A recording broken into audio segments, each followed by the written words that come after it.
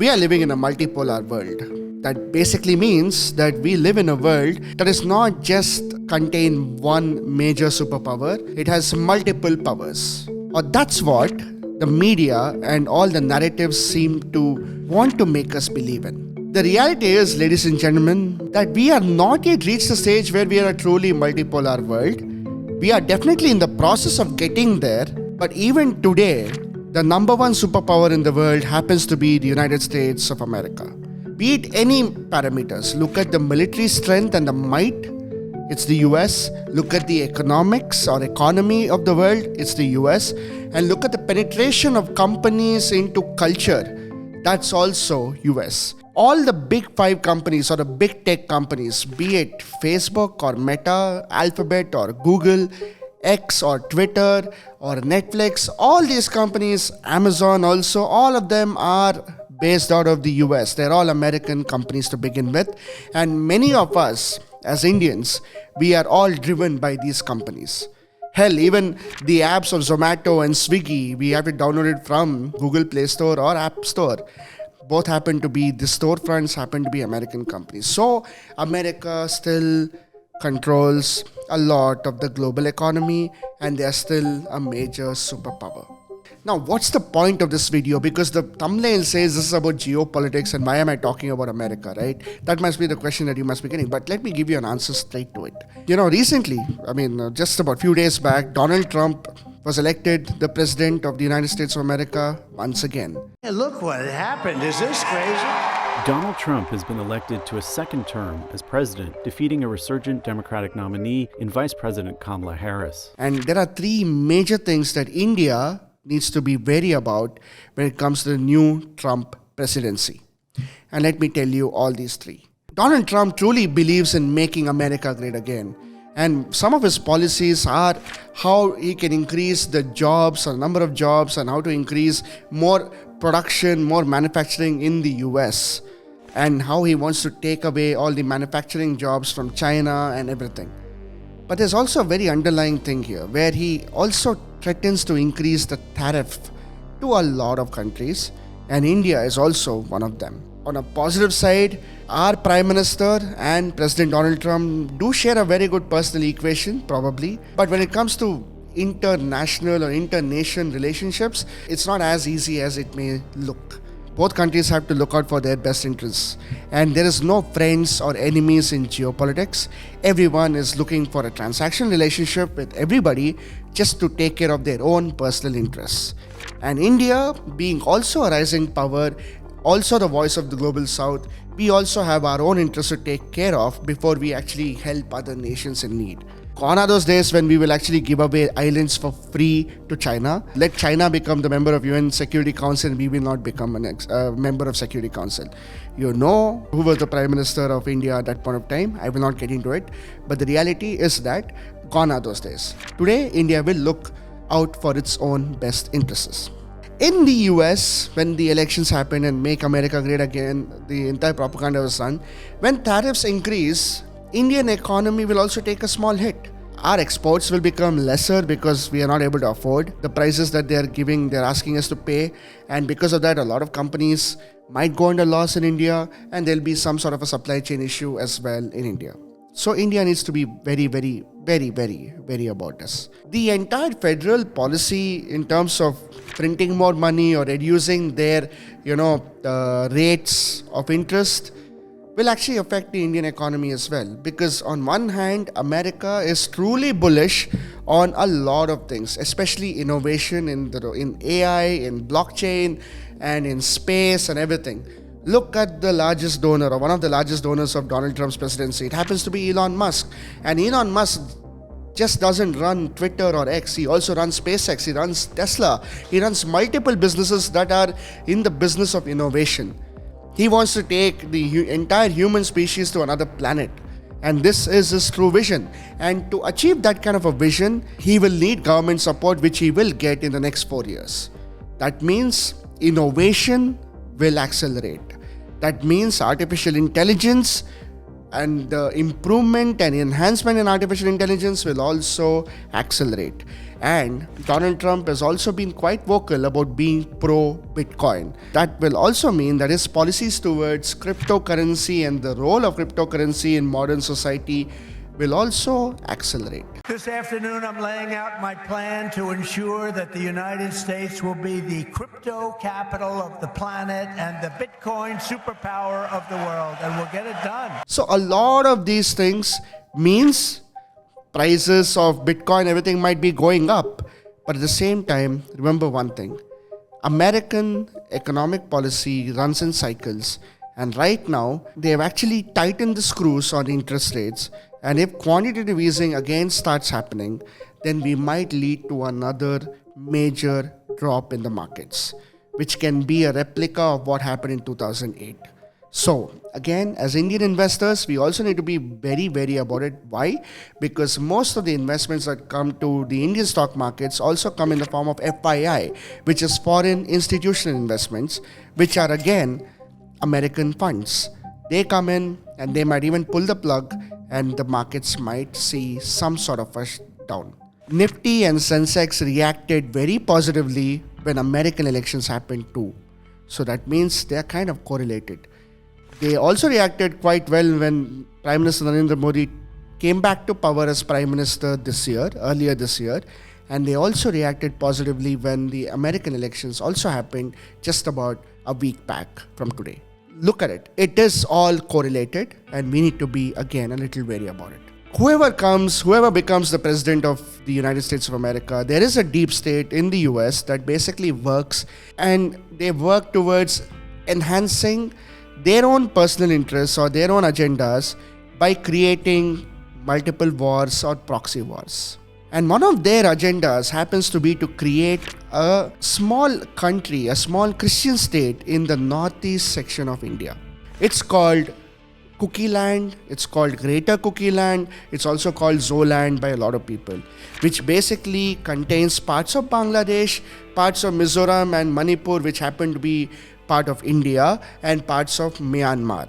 Everyone might be wondering that, hey, this is another guy who's a conspiracy theorist. There's nothing like that that's happening, blah, blah, blah. But I'm going to give you some evidences to prove that this is actually not just a grand conspiracy, but this is something that's actually happening. Let's look at it completely, all right? So the government of Myanmar fell in the year 2019-2020 when Aung San Suu Kyi was ousted from power.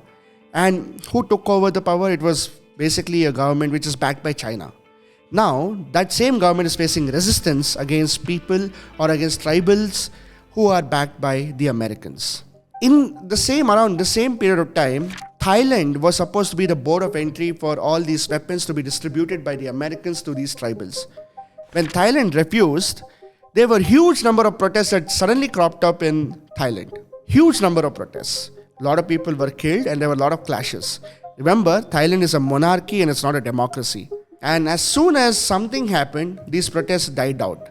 And when these protests went down, the conflict in Myanmar increased against the existing government in Myanmar. That basically means that the guys or the tribals got all their ammunition and weapons through Thailand. In the last 2 years, we all know what's happening in Manipur. Insurgency happening in Manipur and all these things. Just about 2 weeks back, a sitting chief minister of Mizoram, this person went to the United States of America and actually made this speech, and this letter is part of the government website. He basically says that the people of the Kuki tribe have been living under 3 different governments in 3 different lands, and they do not accept it. We shall never ever accept the division of our people into 3 countries. This will never be acceptable. And the boundaries are imposed boundaries by the British government. In that committee, we are never represented. We are never consulted. Therefore, it is an imposed boundary. We'll never accept it. We'll never accept construction of boundary fencing in between us. What does that mean? Now let me give you an equation. Number 1, what happened in Thailand. Number 2, what's going on in Myanmar. And number 3, what happened in Manipur. And then now what happened with the Mizoram sitting chief minister. And now let me give you the icing on the cake. Just about a few months back, the government of Bangladesh, which was run by Sheikh Hasina, it also fell. Sheikh Hasina was ousted again from power in Bangladesh. And the Prime Minister today, who heads the government of Bangladesh, happens to be a Nobel Peace Laureate and also was awarded by Barack Obama and Joe Biden. These are the pictures to prove it. I'm not saying it's not a conspiracy theory, and I'm not saying it doesn't make sense, but I'll tell you what, data and facts never lie. 1 plus 1 plus 1 plus 1 is always equal to 4. So, the same way, what's happening in Myanmar, what's happening in Mizoram, in Manipur, and Bangladesh actually speaks of this. And why does America want this? What does America gain from this?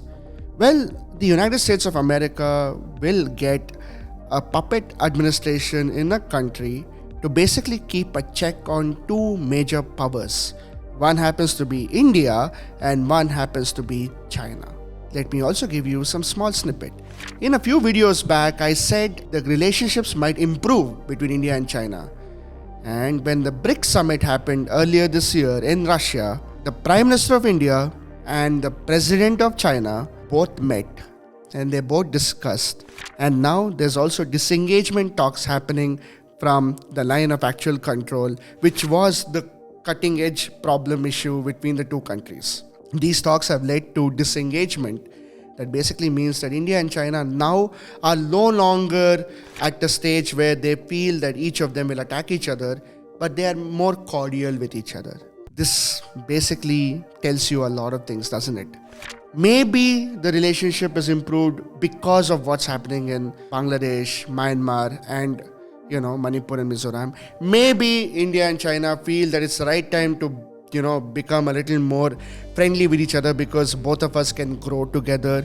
Or maybe there is a Russian hand in brokering a peace deal or whatever between India and China. Maybe. All these are maybes. None of us will know. But the fact is that disengagement is happening, and the fact is that the government of Bangladesh is who they are right now, and the fact is that Mizoram and Manipur, the sitting chief minister speaking this is a fact, and what's happening in Manipur is also a fact. So this is also something that we will make a detailed video about it later on. But for now, this is something which is also in action. According to a few narratives on Indian internet, it suggests that the Democrats were probably pro-destabilizing South Asia. And the Republicans are pro-enhancing relationships with India. But the fact is that whether you're a Democrat or a Republican, the American foreign policy always remains the same. Because let's face it, when the Americans attacked Afghanistan based on what happened in World Trade Center, it was a Republican president. And when the Americans created the civil war in Syria, it was a Democratic president. And when the Americans when the whole thing with Gaza and all these places happened, also was under a Democrat. But now, Donald Trump happens to be one of the only few presidents who actually advocates for no war. And he believes in stopping all wars. Do you want Ukraine to win this war? I want the war to stop. I want to save lives that are being people being killed by the millions. It's the millions. It's so much worse than the numbers that you're getting, which are fake numbers. And he has gone on record to state that he will end the Russia-Ukraine war, and he will also end the Palestine, Gaza, and all these wars. And probably that's the reason why a lot of people really like him. Because the biggest lobby in the US of A happens to be the manufacturers and the distributors of weapons, ammunition, and military-grade equipment. These are the guys who lobby for them. And these guys are in business only when there are wars. Two major superpowers will never exchange military equipment. Why? Because against their interest, because you're protecting yourself from them. So it's like me saying, hey Russia, do you want to buy my F-22? And Russia will be like, no, I'll buy Sukhoi. Why? Because I don't trust you, you don't trust me. But does it stop them from selling their equipment to other countries, which are smaller in number? It doesn't stop them. Now, there's an army of 1 lakh people. If I sell about, say, 100,000 AK-47s to one more country as a big country, and if I just sell it once and if they're a very peaceful country, where is the revenue coming to to the war machine company? But if they are at war, that same 100,000 AK-47s will become close to 500,000 AK-47s. So that's where they make money. They make money when there is chaos, and they don't make money when there is peace. So this is the sad reality of the world that we live in, and it is what it is. Any superpower worth its salt will do the same thing. China is also trying to do the same thing. Russia is also doing the same thing. And the Americans are definitely still doing the same thing. And if India becomes a major superpower, maybe even we will also do something similar to this. It is the way the world has always functioned, and it is the way the world will always function, whether we like it or not like it. So this is also something that India needs to be wary about. India is on the rise right now. Indian economy is growing. Indian people are becoming a little more wealthier than before. We have a lot of problems in our own country, but from a geopolitical standpoint, we play a very significant role today. And that's the reason why people are still looking at India as with a lot of hope, also with a lot of suspicion, because Americans don't like the fact that we are not against Russia invading Ukraine. The Americans don't like the fact that India and Russia are good friends. And definitely Americans also will not like the fact that India and China are now becoming cordial with each other. And the same way, Russians will also not like the fact that India and America are close. So it's like, you sit on a table with three different people, all of them hate each other, but you are friends with everybody. And you're very diplomatic that way. And that's what is actually winning. India's sheer resilience and sheer diplomatic clout is actually delivering a lot of things for our country right now. And we should really, really be, sort of proud of our diplomats for pulling such things off. And this has been for ages. It's not just this government. Indian diplomacy has always been good. And now it's just becoming better and better day by day, because earlier, the diplomats of India didn't have the power of Indian economy or the growing economy behind them. But today, they have the backing of at least a $3 trillion economy and at least the 5th largest economy in the world, and so on and so forth. So that's why the rise of India also means rise in all these things. So when this is happening, you should be wary about a Trump presidency. And it will affect you in one way or the other. But just brace yourselves, understand what's happening in the world today, and look for opportunities, because that's only way you can survive in this very, very cutthroat market. Because like I said before, I've said this before in a bunch of videos, that the world is not just going through a geopolitical shift. Yes, this video is about that. But we are also going through an economic shift, and we are also going through a massive technological shift. The role of all these things, it's better to understand it, not just to have an opinion and to become a person, to have an armchair philosopher kind of a conversation, but to also try to look for opportunities that will make you either happy or wealthy or both. Because at the end of the day, that's what everyone wants to do in life. So anyway, if you really like this video, please share it with as many people as you can. Please like, comment, subscribe to the Indian Millennials channel. My name is Rohit Korpad. I bring about contextual information that affects every single millennial in India and in the world as well. Today's video was about geopolitics, and I'll come back with more such content. Stay tuned to my channel. Please help us grow, because we have a target to reach, and please help us grow if you like it. If you don't like it, please let me know in the comment section where I'm going wrong and what I need to do for the next videos. So until next time, this is me, Rohit Korpad, signing off by just saying take care, goodbye, Jai Hind.